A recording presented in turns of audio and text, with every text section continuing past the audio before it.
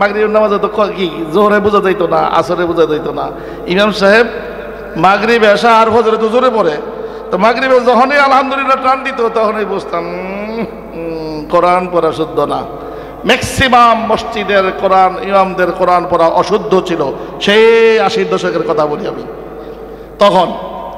কিন্তু এক আল্লাহর বান্দা দাঁড়াইলেন আমাদের বড়কাটারা মাদ্রাসা থেকে, ওনার প্রেমী, রাসূল প্রেমী, রাসূলের সুন্নাহ প্রেমী, ইসলাম দরদি, আল্লাহ প্রেমী, তৌহিদি সংগ্রামী জনতা ও পর্দার আলারের মা ও বোনেরা, আসসালামু আলাইকুম ওয়া রাহমাতুল্লাহি ওয়া বারাকাতুহু। আল্লাহ রাব্বুল আলামিন বলেন, হুয়াল্লাযী আরসালা রাসূলাহু বিল হুদা ওয়া দীনিল হক।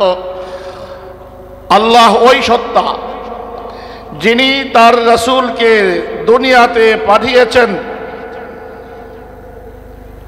হেদায়েতের বাণী আর স্পষ্ট সত্য তার সাথে দিয়ে, হেদায়েতের বাণী এবং স্পষ্ট সত্য তার সাথে দিয়ে দুনিয়াতে পাঠিয়েছেন, যেন তিনি মানে যেন রাসূল এই দুনিয়াতে মানব রচিত যত নিয়ম নীতি, যত রসম রেওয়াজ, যত আইন কানুন, মানব রচিত যত তন্ত্র মন্ত্র দুনিয়াতে আছে, সব তন্ত্র মন্ত্র, সব নিয়ম নীতি, সব আইন কানুনের উপরে কোরআনের আইনকে, কোরআনের আদবকে, কোরআনের আহকামকে, কোরআনের রীতিনীতিকে বিজয়ী করে দিতে পারেন, ঠিক কিনা?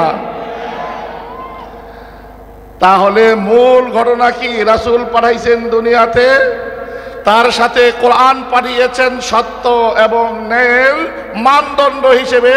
আল্লাহ রাব্বুল আলামিন দায়িত্ব দিয়ে দিয়েছেন, টার্গেট দিয়ে দিয়েছেন রাসূলকে, আপনি দুনিয়ার সকল তাবাত দুনিয়ার সকল মানুষের নিজের বানানো তন্ত্রমন্ত্রের উপরে কোরআনী তন্ত্রমন্ত্রকে বিজয়ী করার জন্য, কথা ঠিক কিনা? এটা হলো কি টার্গেট, একটি টার্গেট। তা সেই টার্গেটে সফল হওয়ার জন্য, অ্যাচিভ করার জন্য, সেটাকে বাস্তবায়ন করার জন্য আপনি এখান থেকে ঢাকায় যাবেন। ঢাকায় সুষ্ঠুভাবে স্বাস্থ্যসম্মত একটা ব্যবস্থা আছে না, সুন্দর ব্যবস্থা। সেটা কি? প্রাইভেট কারে উঠলেন, সুন্দর করে ড্রাইভারকে বললেন, সাথে টাকা পয়সা রইলেন, গাড়ির মধ্যে কি আছে? তেল পানি আছে, নিশ্চিত আপনি এখন ঢাকায় যাইতেছেন। এই যে কতগুলো আয়োজন করলেন, এগুলা কি? যাওয়ার কর্মসূচি। আসল উদ্দেশ্য তো ওখানে কি কোনো একটা কাজে যাওয়া, কাজটা হলো উদ্দেশ্য। কিন্তু এই যে আনুষঙ্গিক কাজগুলো করলাম, এগুলো কি? বিভিন্ন কর্মসূচি।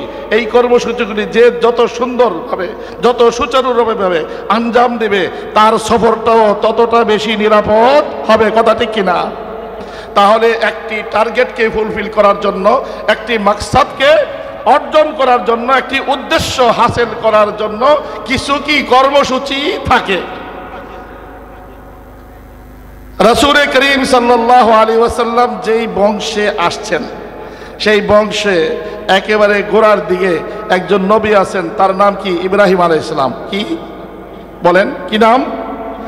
ইব্রাহিম আলাইহিস সালাম আল্লাহর এই বাণী জানতেন যে আল্লাহ তাআলা আমার বংশের মধ্যে নবী পাঠাবেন। ওনার দুই ছেলে, একজন হযরত ইসহাক আলাইহিস সালাম, আরেকজনের নাম কি? হযরতে ইসমাঈল আলাইহিস সালাম। বলেন সাথে সাথে, কিছু কথা আমি বলি, কিছু আপনারাও বলেন।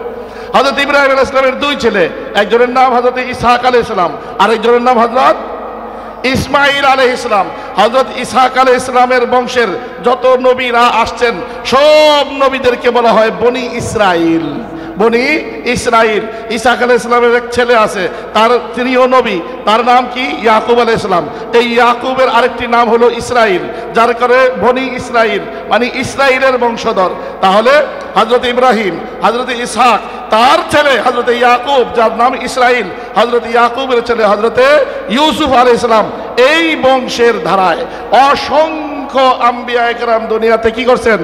আসছেন, অসংখ্য আম্বিয়া কেরাম। কিন্তু হযরতে ইব্রাহিম আলাইহিস সালামের আরেক ছেলে হযরতে ইসমাঈল আলাইহিস সালাম, কথা ঠিক কিনা? ইসমাইল আলাইহিস সালামের বংশে কোনো নবী নাই, একদম অনেক পরে সর্বশেষ নবী আপনার আমার নবী, আখির নবী জনাবে মুহাম্মদুর রাসূলুল্লাহ সাল্লাল্লাহু আলাইহি ওয়াসাল্লাম আগমন করেছেন। হযরতে ইব্রাহিম আলাইহিস সালামের মধ্যে দুশ্চিন্তা খেয়ে যাচ্ছিল। ইসমাইল আলাইহিস সালাম বললেন, মনে মনে ভাবলেন, যেটা মুরব্বীরা ভাবে থাকেন, পিতা মাতা ভেবে থাকেন, অনেক সময় দেখা যায়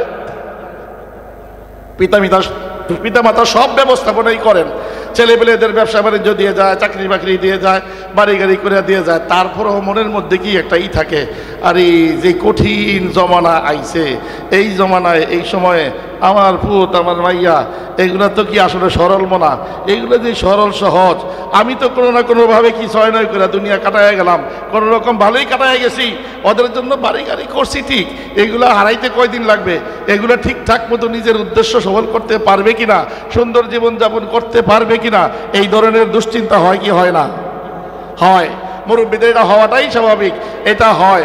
হইলে পরে তারা আরো অধিক মেহনত করে, অধিক আল্লাহর কাছে দোয়া করে, আল্লাহ আমার সন্তানদেরকে ভালো রাখো, আমার সন্তানদের ভবিষ্যৎকে কি আরো সুন্দর করো, আরো উজ্জ্বল করো, এরা যেন এই দুনিয়াতে নিরাপদে কি থাকতে পারে, বসবাস করতে পারে, বাল বাচ্চা নিয়ে যেন কষ্টে না পড়ে, এই দোয়া প্রত্যেকটা বাপ মায় করে, কথা ঠিক কিনা? হযরত ইব্রাহিম আলাইহিস সালাম চিন্তা করতেছিলেন, আমার বংশের মধ্যে একজন নবী আসবেন, তার নাম হবে মুহাম্মদ ইবনে আব্দুল্লাহ। মুহাম্মদ ইবনে আব্দুল্লাহকে কোরআন নাজিল করবে, তার উপরে কি সত্য দিয়ে, সত্য দিন দিয়ে, ধর্ম দিয়ে এবং কোরআন দিয়ে তাকে আল্লাহ তাআলা দুনিয়াতে পাঠাবেন। সেই যে আল্লাহ বললেন যে দুনিয়াতে তাকে পাঠাবেন দিনকে কায়েম করার জন্য, দিনকে বিজয়ী করার জন্য, কোরআনকে বিজয়ী করার জন্য, কিন্তু এই উদ্দেশ্য তো বলে দিয়েছেন আল্লাহ, আল্লাহ তো কর্মসূচি বললেন না।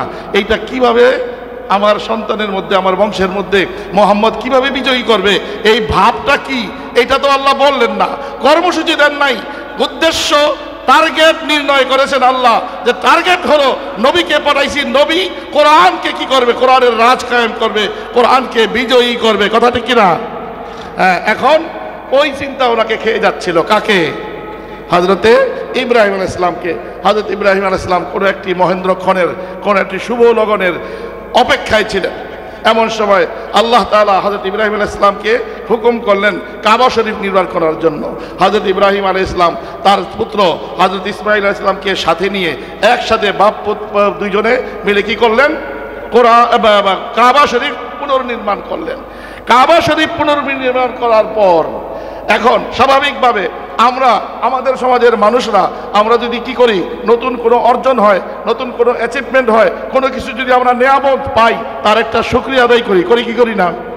আপনার ছেলে, আপনার মেয়ে এসএসসি পাস করছে, অথবা অনার্স পাস করছে, অথবা ভালো চাকরি পাইছে, অথবা আপনি ভালো একটা গাড়ি কিনছেন, অথবা একটা ভালো জমিন কিনছেন, অথবা ভালো একটা 6 তলা বাড়ি করছেন, 8 তলা বাড়ি করছেন, এই সব যখন করেন তখন আপনার মনে আসে, আমি একটা মিলাদ দেই, আমি একটা শুকরিয়া আদায় করি, ছেলেরে বিদেশ পাঠাইলাম, ইংল্যান্ডে গিয়ে ভালো চাকরি পাইছে, ভালো সহায় সুবিধা করছে, এই জন্য মসজিদের মধ্যে মিলাদ দেন, দেন কি দেন না? এই যে একটা লগ্ন আসে, ওই লগনে গিয়ে আপনি কি করেন, এই উদ্দেশ্য সামনে রেখে যে ছেলে যেন আরো উন্নতি করতে পারে, আরো সামনের দিকে আরো ভালো নাম্বার পাইয়া পাশ করে, আরো 6 তলা বিল্ডিং কয়েকটার জন্য আমি মালিক হতে পারি, এই সব চিন্তা করে তখন কি আল্লাহর কাছে শুকরিয়া আদায় করি আমরা, কথাটা ঠিক নাকি? আরো বেশি চাই, শুকরিয়া আদায় করি আল্লাহর কাছে, আরো বেশি চাই, দোয়া করি, দোয়ার ইন্তজাম করি, খতমের ইন্তজাম করি এবং মিলাদের ব্যবস্থা করি। এগুলা করি কেন? যা পাইলাম তার উপরে শুকরিয়া আদায় করি, যাহা পাইনি সেইটাও আল্লাহর কাছে চাই, যেন আমাকে আরো বাড়াইয়া দেন। একটা বিল্ডিং এর মালিক বলেছেন, আরো কয়েকটার মালিক বানান। আমার ছেলেকে এই পরীক্ষায় পাশ করাইছেন, পরেরটায় আরো ভালো নাম্বার পাইয়া পাশ করার তৌফিক দিয়েন। এগুলো আমরা বলে থাকি, কথা ঠিক কিনা? তাহলে দুনিয়ার বুকে আল্লাহ রাব্বুল আলামিনের সর্বপ্রথম ঘর, সেটাকে আবার পুনর্নির্মাণ করার কি তৌফিক কার হয়েছে? বাপ বেটা দুইজনের। হযরত ইব্রাহিম, হযরত ইসমাঈল যখন বাইতুল্লাহ শরীফ কি করলেন, পুরা করলেন, তখন আল্লাহর কাছে এই উদ্দেশ্যে দোয়া করতে আসলেন, তখন তিনটি দোয়া করছেন। 3 নাম্বার দোয়াটার মধ্যে আবার 4টা দোয়া, 4টা কর্মসূচি। 1 নাম্বার দোয়া কি করবেন? ওখানে শুকরিয়া আদায় করছেন, আয় আল্লাহ, وَإِذْ يَرْفَعُ إِبْرَاهِيمُ الْقَوَاعِدَ مِنَ الْبَيْتِ وَإِسْمَاعِيلُ رَبَّنَا تَقَبَّلْ مِنَّا إِنَّكَ أَنْتَ السَّمِيعُ الْعَلِيمُ। রহিম। প্রথমেই উনি কি করলেন? আল্লাহর কাছে শুকরিয়া আদায় করলেন, আয় আল্লাহ এত বড় কাজ আমাকে দিয়া, যেই ঘর সর্বপ্রথম ঘর, ইন্না আউওয়ালা বাইতিন উদিআ লিন-নাসি লাল্লাযী বিবাক্কাতা মুবারাকান ওয়া হুদাল লিল আলামিন। সর্বপ্রথম ইবাদতগাহ, সর্বপ্রথম ইবাদত গৃহ, সর্বপ্রথম ঘর, আল্লাহর ঘর কোনটা? কাবা শরীফ। কথা ঠিক কিনা? এইটা আল্লাহ তুমি আমাকে কি করছো? বানানোর তৌফিক দিছো। আমরা পিতা পুত্র দুইজনে মিলে এটা করার সুযোগ পাইছি। আর এটা যখন পূর্ণ হলো, এই সময়ে আয়সা আমি আপনার কি কিছু করতেছি? শুকরিয়া আদায় করতেছি, আমি রহমত চাইতেছি। আর কোনো ভুল ত্রুটি যদি হয়ে থাকে সেটার জন্য আমি কি করতেছি? ربنا وإذ يرفع إبراهيم القواعد من البيت وإسماعيل ربنا تقبل منا إنك أنت السميع العليم ربنا واجعلنا مسلمين لك ومن ذريتنا أمة مسلمة لك وأرنا مناسكنا وتب علينا إنك أنت التواب الرحيم। প্রথম দোয়া করছে আল্লাহর কাছে এটা কবুল করার জন্য। দ্বিতীয়বার আয়েশা এখন বলতেছেন, আল্লাহ আমাকে যেইভাবে এই কাজের তৌফিক দিলেন, আরো ভালো ভালো মানাসিক আমাকে শিক্ষা দেন। আর আমাদের দুজনকে আপনি এভাবে কবুল করেন, আমাদের মধ্য থেকে যেন উম্মাতাম মুসলিমাতান লাক, আমার থেকে যেন জাতি তৈরি হয়, যে জাতি আপনার সাথে কখনো তারা মুসলিম হবে, কখনো আপনার সাথে কুফরি করবে না, শিরক করবে না, আপনার বিরোধিতা করবে না, এমন জাতি আমার বংশের থেকে কি করেন? আপনি তৈরি করে দেন। বলেন না সুবহানাল্লাহ। এই দোয়া দ্বিতীয় নাম্বার দোয়া। তৃতীয় নাম্বার দোয়ায় কর্মসূচি চাচ্ছেন কে? হযরত ইব্রাহিম। কার জন্য? আপনার আমার জন্য, নবী, আখরি নবী জনাবে মুহাম্মদুর রাসূলুল্লাহ সাল্লাল্লাহু আলাইহি ওয়াসাল্লামের জন্য এই কর্মসূচি 4 দফা কর্মসূচি। এইটা এই তৃতীয় নাম্বার দোয়াতে হযরত ইব্রাহিম আলাইহিস সালাম আল্লাহর কাছে চাচ্ছেন, আমার বংশের মধ্যে আখরি নবী যে আসবেন, ওই নবী কিভাবে কাজ করবেন, কিভাবে কাজ করলে, কোন কোন কর্মসূচি, কোন কোন দফা, কোন কোন কাজগুলো করলে আর পরিপূর্ণ করলে তার মাধ্যমে উদ্দেশ্য হাসিল হবে। আর উদ্দেশ্য হলো কোরআনকে সারা দুনিয়ার সমস্ত তন্ত্র মন্ত্রের উপরে, সমস্ত আইন কানুনের উপরে, সব রসম রেওয়াজের উপরে, সব নীতি আর যত মানুষের বানানো নিয়ম নীতি আছে সব কিছুর উপরে কি করা যায়? কোরআনের নিয়ম নীতিকে বিজয়ী করা যায়। কথা ক্লিয়ার? এখন আয়েশা দোয়া করতেছেন, রব্বানা وابعث فيهم رسولا منهم يتلو عليهم آياتك ويعلمهم الكتاب والحكمة ويزكيهم إنك أنت العزيز الحكيم।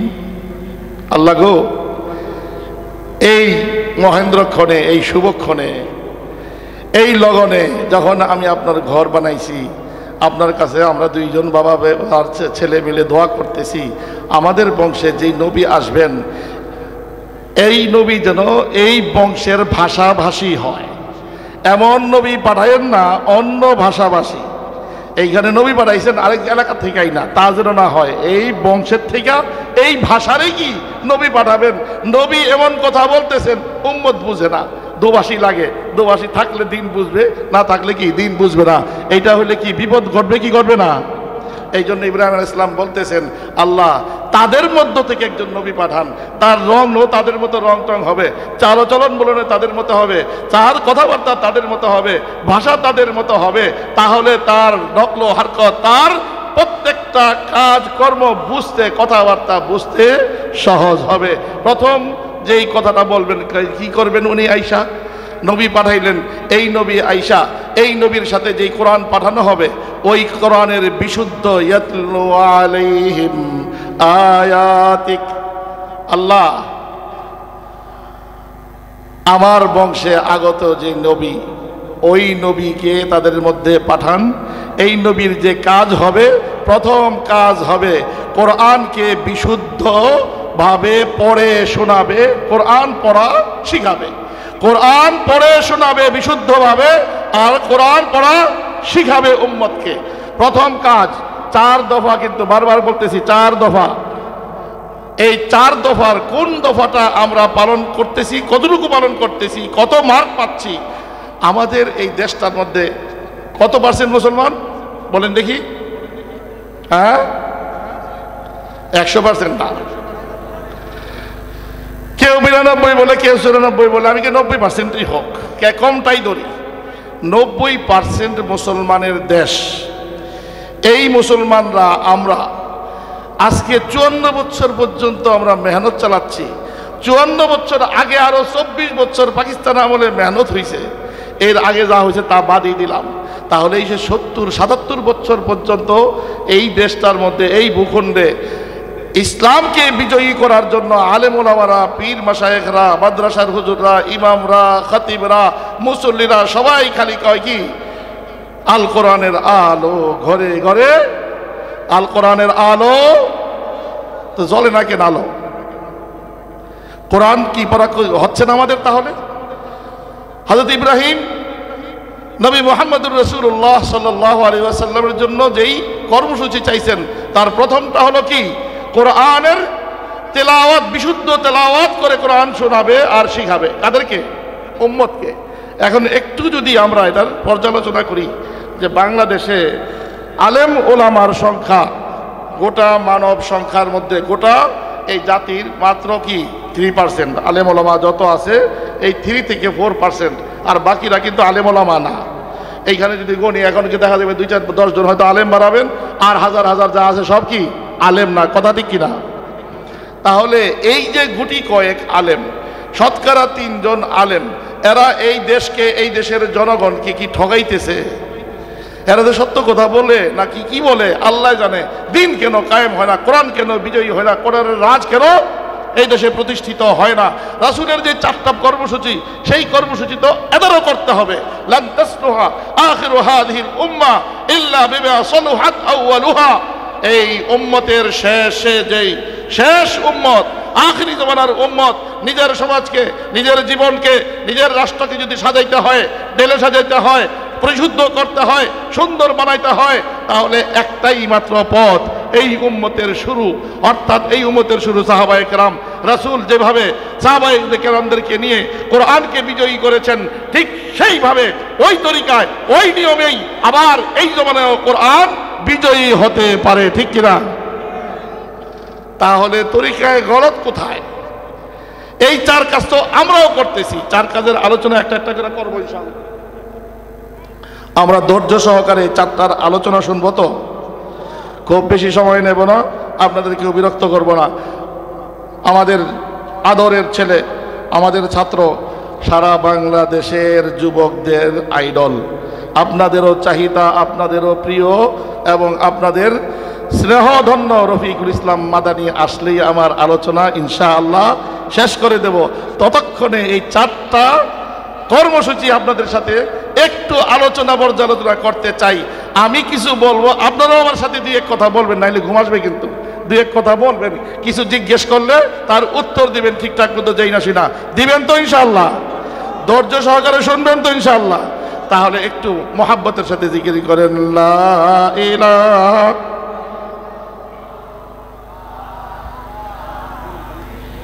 আরে চাঁদ লা ইলাহা ইল্লাল্লাহ। আপনার আশেপাশে যদি কেউ আস্তে জিকির করে, তাহলে বুঝ জানিবেন যারা এই বিগত সরকারের সময়, বিগত 16 বছর জিকির বিরোধী যে শক্তি ছিল, তাদের কোনো না কোনো পীড়িত আছে তাদের সাথে, যারা আস্তে জিকির করে। এই জন্য গুতা দিয়া কইবেন, হেই বেটা, তুমি কি বিগত প্রতিটি সরকারের, ফ্যাসিস্ট সরকারের, স্বৈরাচারী সরকারের দোসর নাকি? যদি বলে না, বলে তাহলে জোর করে জিকির করো। আস্তে জিকির করলে বুঝা নেব তোমার মধ্যে তার মধ্যে কোনো একটা কি সম্পর্ক মনে হয় আছে। ঠিক আছে না? তাহলে জিকির করার সময় কোনোভাবেই আওয়াজ যেন নিচু না হয়। এই আওয়াজ শুনে আগামী 100 বছর এই দেশ, দিনও নিরাপদ থাকবে, এই দেশ নিরাপদ থাকবে। ওই কুচক্রী মহল দ্বিতীয়বার এদিকে চোখ তুলে তাকাবার সাহসও করবে না ইনশাআল্লাহ। ঠিক কিনা? তাহলে জিকিরটা একটু মহব্বতের সাথে জোরে সুরে করেন, লা ইলাহা লা ইলাহা ইল্লাল্লাহ, লা ইলাহা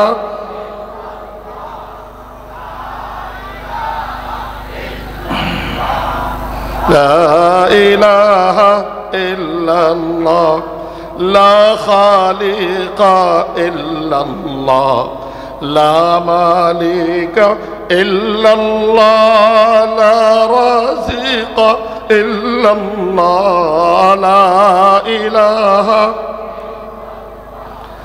লা ইলাহা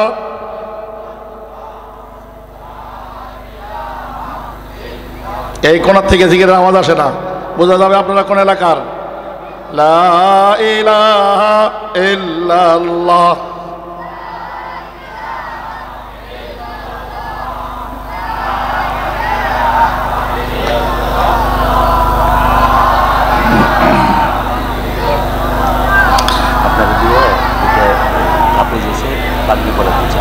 আলোচনা শেষে ইল্লাল্লাহ লা ইলাহা ইল্লাল্লাহ লা ইলাহা লা ইলাহা ইল্লাল্লাহ মুহাম্মাদুর রাসূলুল্লাহ সাল্লাল্লাহু আলাইহি ওয়াসাল্লাম। কর্মসূচি কয়টা? কর্মসূচি কয়টা? আর উদ্দেশ্য কি? দিনকে সকল তন্ত্রমন্ত্রের উপরে কোরআনই তন্ত্রমন্ত্রকে, কোরআনের হুকুম আহকামকে বিজয়ী করা। কথা ঠিক কিনা? আমাদের দেশে একটা প্রবাদ আছে, কয় দাদাই কইছে বানতে দান বানতে আছে ওদা দান। ওদা দান বুঝেন তো? মানে নাতিরা কয়েকজন ফুফাতো বোন, মামতো বোন, খালতো বোন, এগুলি একসাথে হয়েছে। এগুলো একসাথে যখন হয় 15-16 বছর বয়সের, তো এই নাতিরা সবাই কি করে? এগুলি হাসাহাসি করে, কিচির মিচির করে। দাদায় ধমক দিয়ে বলছে, আমি মঙ্গলবারের হাটে যাইতেছি, ফতুল্লার হাটে যাইতেছি, আমি ওখান থেকে গুড় নিয়ে আইতেছি, পিঠা বানাইতে হবে, তোমরা কি করো? পিঠার চাল ব্যবস্থা করো। ওই যে ঢেকি করে কি আছে, পিঠার চাল রাখা আছে, চাল বাঁধো। এরা ঢেকির পাশে গেছে, গিয়ে দেখে কি অনেকগুলা বস্তা, আর ওই অনেকগুলা বস্তার মধ্যে একটা সিটা ধানের বস্তা। সিটা ধানের আমাদের এলাকায় ওদা ধান, এই ওদা ধানের বস্তা। তো এরা তো আর ওদা দেখে নাই, চাল দেখে নাই, এরা তো নিজের কিচ্ছা কাহিনীর মধ্যে ব্যস্ত। এই জন্য কি করেছে, এরা গিয়ে ওদা ধানের এটি ডালছে ঢেকির মধ্যে, ডাইলে এরপরে মারতেছে, পাড়ার পরে পাড়া মারতেছে, এরা কাজ করতেই আছে। দাদাই কইছে বানতে দান, কেন? পিঠা বানাবে। বানতে আছে ওদা দান, চাল বের হবে। তাহলে আমরা এমন কোনো কিছু করতেছি কিনা, শুধু ওই জায়গাটা ইন্ডিকেট করা আমাদের উদ্দেশ্য। কেন 92% মানুষের, মুসলমানের দেশে ইসলাম কায়েম হয় না, কোরআন বিজয়ী হয় না, এই জায়গাটা তালাশ করে আমরা বাইর করব। কারণ যে 4 দফা কর্মসূচি দেওয়া হয়েছে, তার 1 নাম্বার কর্মসূচি হলো উম্মতকে কি করা? সহি শুদ্ধভাবে কোরআনের তেলাওয়াত শোনানো এবং শিখানো। কথা ঠিক কিনা? আজ থেকে 45 বছর আগে যখন আমার বয়স এই 12-13 ছিল, তখন আমরা যখন নারায়ণগঞ্জ থেকে চিকন সড়ক ছিল, তখন মোড়ের ট্রেনে চড়ে আসতাম কোথায়? ঢাকাতে। আর ঢাকাতে আসলে স্বাভাবিকভাবে কোনো নামাজ না পড়লেও, ছাত্র জীবনে নামাজ ফাঁকি দিতে পারলে কিন্তু খুব ভালো লাগে। ওস্তাদরা নাই, ছুটির দিনে আসলাম, চিড়িয়াখানা দেখছি, বাইতুল মুকাররম দেখছি, নামাজ গেছে কয়েক ওয়াক্ত। কিন্তু মাগরিবের নামাজের সময় স্বাভাবিকভাবেই সবাই মসজিদে যায়, আমাদেরও যাওয়া হইতো। গেলে পরে মসজিদটা, ঢাকার শহরটা হলো মসজিদের শহর, ঠিক কিনা? এটা গলিতে গলিতে মসজিদ, একসাথে আজান শুরু হয়, একটা কি ধরনের পরিবেশ, জান্নাতি পরিবেশ কি হয়ে যায়, তৈরি হয়ে যায় মাগরিবের আজানের সময়। মসজিদে আসর আর জোহরে যাই হোক না কেন, পাবলিক গিটা গিট বোঝা যায় মসজিদে কখন? মাগরিবের সময়। কথা ঠিক কিনা? ছোটকালেই আমাদের মন তখন কি, আমরা মানুষটা ছোট ছিলাম, কিন্তু তখন তো নাজেরা পড়ি না, শুধু হ্যাফজও পড়ি। হ্যাফজটা তো মোটামুটি শেষের দিকে। সেই সময়ে যখন যেখানে পড়তাম, মাগরিবের নামাজে তো কি জোহরে বোঝা যাইতো না, আসরে বোঝা যাইতো না।